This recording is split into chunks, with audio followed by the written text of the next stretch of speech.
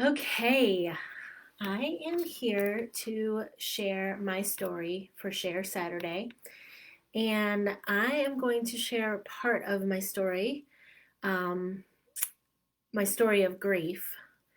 And it started 8 years ago. I did not realize it started 8 years ago, but now that I've been processing and reflecting and working through a lot of my healing, I realize it started 8 years ago.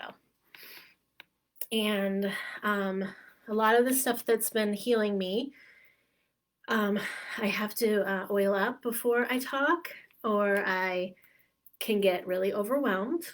So I'm oiling up with abundance. Has frankincense. Frankincense has helped me with my story of grief, my healing. Um, After my parents passed away, I used frankincense every day on my chest. I breathed it in. It's a really great one for depression as well, strong emotions. So I'm going to do that before I start talking today. And another one that I use for strength and courage is Valor. So I'm going to put that one on as well, um, just to get me through this talk. Um, so I currently live in Indiana. Some of you may know me, some of you may not. But I did not always live in Indiana. I'm from Massachusetts. 8 years ago, my mother-in-law had visited us to visit our little newborn baby, Taylor. And she was about 3 months old at the time. And she notified us that she was sick, and it was terminal. It was something called pulmonary fibrosis. So I'm reading my notes here. Um, it was the start of a major change in our lives. I was a new mom. I was overwhelmed with that part of it. I was trying to really enjoy the newborn stage. I love that stage of just being with the baby and following their schedule and trying not to worry about everything else. We were at the time looking to buy a house. We had already done a home inspection on a house in New York. So we were living in New York at the time. And so we were going through all the hoops and all the inspection, and then we were given this news about her terminal illness. Um, I had a job there that I loved. I worked at an independent school. It was like a second family to me. I got to work with my best friend. We co taught. We both had babies a few weeks apart, so I was teaching afternoons and babysitting the babies in the morning, and she was teaching morning and babysitting the babies in the afternoon. It was just like an ideal situation. My husband, Tanner, he had a great job, conservation organization, and we had lots of friends through that organization, and it was just, we were living the life in a little cottage rented in the middle of the woods, and we'd go hiking from our door and snowshoeing, and we had our dog, and it was just like a little perfect little family. So and we would host dinner parties. We still love to host dinner parties. So we were like this young couple with our newborn, and we got this horrible news about his mom, and it's called pulmonary fibrosis. It's a lung disorder. And I just immediately knew that my job was to be with her. And and Tanner had the responsibility to be with her as well, being one of two sons, the other one living across country as well. She needed us, and I knew then and there that we needed to be with her. But I didn't make the decision right away. Of course, it's really hard to make that decision. She was on oxygen at the time, so we already knew this was part of it, and we brought her to our favorite locations in New York, and And we realized just how much she was struggling, and it hit us hard. Very short walks that she could have done before. So it was just really, my intuition told me like that I needed to make a really hard choice. So I it wasn't crystal clear though of what the next step was. I had to talk with the school director. So I had so many questions and doubts, and um, we were trying to start a family and buy a house, and I was like, how can we do all this?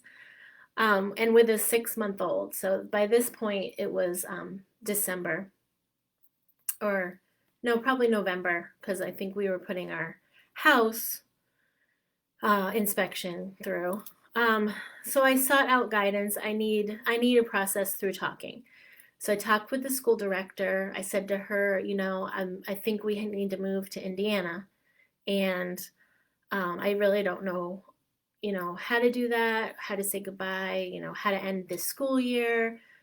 I just have so many questions. And she said to me, why wait that long till the end of the school year when you already know that you need to be there? And it's just the wisdom of having older mentors, older women that have been through so much, say that to you, and not make you feel like you're abandoning ship or letting them down. Um, Allowing me to go with my gut feeling, that was huge. I was such a perfectionist, overthinker. I didn't want to let people down. I didn't want to fail. So much fear of failure. And for her to tell me it's okay to leave now. Um, if that's what you need to do. You can leave the middle of a school year. And to have that like permission to do what I need to do, that was like really special to me.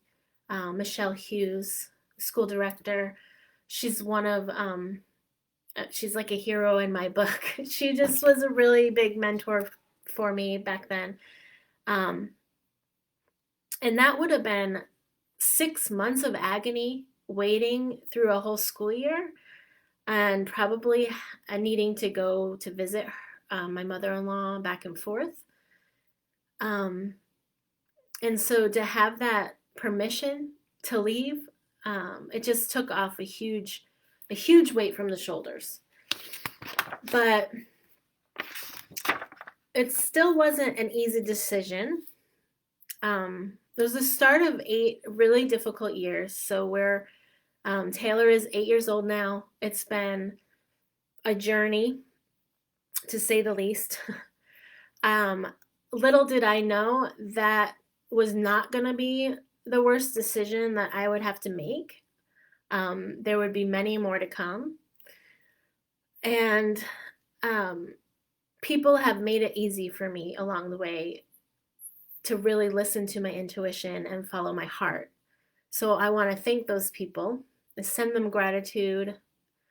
Um, so when we moved to Indiana, we decided this needs to be, I need to take a deep breath.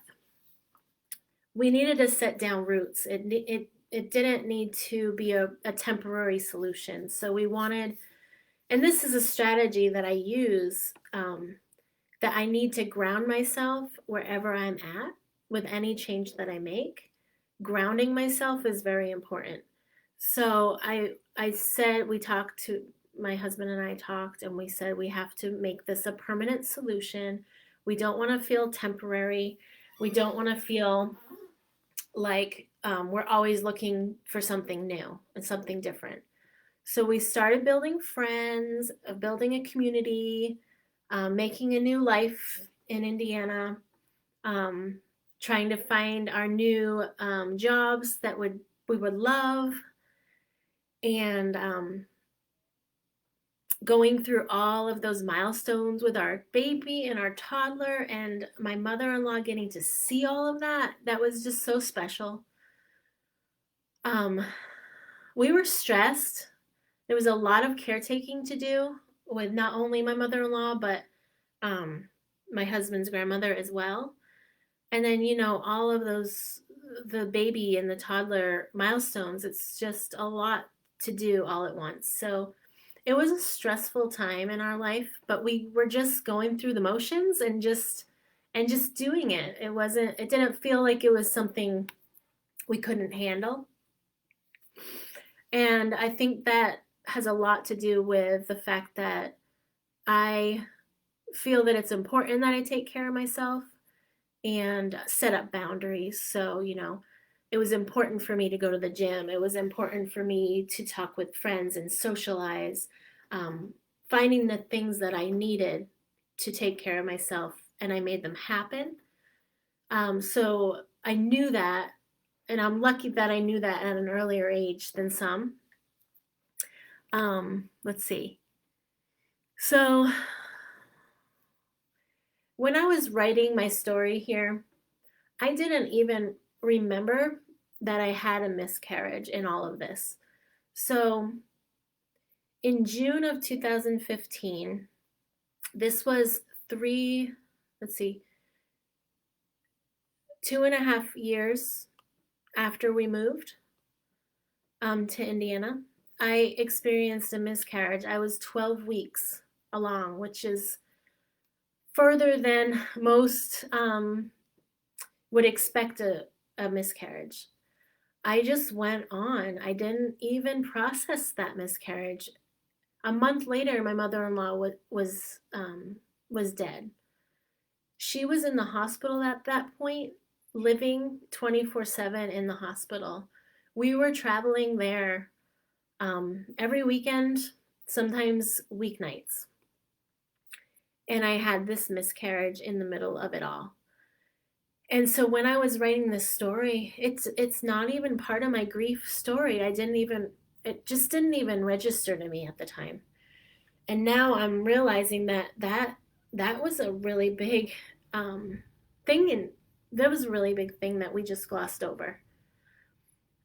So when you think about your stories and your grief and the things you mourn, there are a lot more feelings and emotions that we need to process.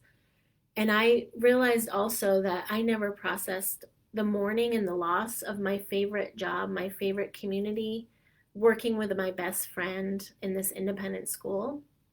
That was a major loss for me. And I tried to recreate it so many times, and you just can't recreate something. So that is a huge grieving process.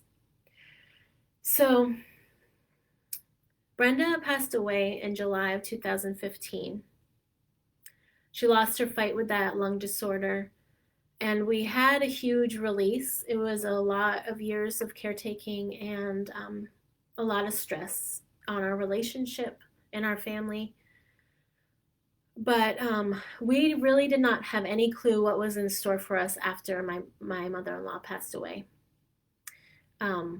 We went on trying to make a permanent life here in Indiana. We got jobs, we had a house, we started our second pregnancy, and we're planning for having 2 kids, not knowing the gender of the second one. We wanted to create a new normal and let those really, really hard years pass by. But that really was just the beginning of the grieving process for me. And I'm going to talk about the second half of my grieving process in the second part of my story. So thank you for listening to the first part. And I will be sharing the second part really soon. Take another breath of my oils. Okay. I did get through this first part. So anyway, if you want to share your story of a loss or a change in your life, let me know. It's really wonderful to hear everybody's stories. It helps me, and I know it helps other people. So I will be sharing the second part of my story really soon. And thank you so much for listening to this. Namaste or namaste.